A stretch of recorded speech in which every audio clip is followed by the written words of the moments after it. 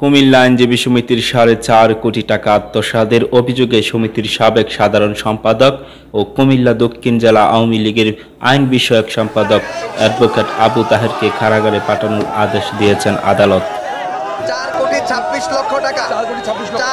26 লক্ষ টাকা উনি আত্মসাৎ করেছেন এবং এটা তদন্ত, আমাদের একটা তদন্ত কমিটি হয়েছে।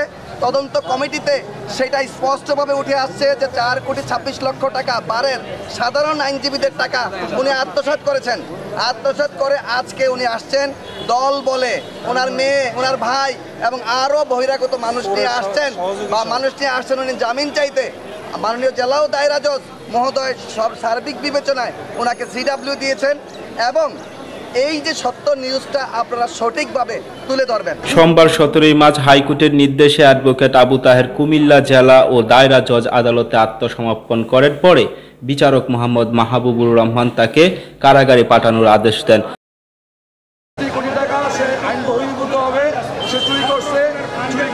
আমাদের ইনকোয়ারি কমিটিতে এগুলো প্রমাণিত হয়েছে, বিভিন্ন রিপোর্ট হয়েছে, বিভিন্ন রিপোর্টের আঙ্গিকের সত্যতা প্রমাণিত হয়েছে এবং সে আমাদের টাকাগুলো ফেরত দেওয়ার জন্য তাকে বহু আঙ্গিকে তাকে রিকোয়েস্ট করা হয়েছে, বিভিন্ন কমিটি করা হয়েছে, ডিসিপ্লিনারি অ্যাকশন সহ বারে বিভিন্ন কমিটি তাকে অনেক অনুরোধ বিনয় করছে, কিন্তু এত কিছুর পরেও সে আমাদের টাকাগুলো ফেরত দেয় নাই, বরং এই বারের অন্যান্য সদস্যদেরকে জিম্মি করার চেষ্টা করছে।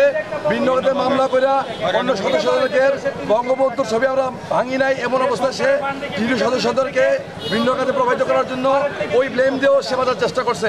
মামলার বিবরণ অনুযায়ী 2022-23-24 অর্থ বছরে আইনজীবী সমিতির সাধারণ সম্পাদক টাকাকালে হিসাবরক্ষক কাজী সুমনের সঙ্গে মিশে লেজার বইয়ের ওভাররাইটিং ভুয়া দ্বৈত বাউচার তৈরি করে লেজার বইয়ের বিভিন্ন অংশে ফ্লুইড ব্যবহার করার মাধ্যমে 4 কোটি 28 লাখ 23,720 টাকা আত্মসাৎ করেছেন।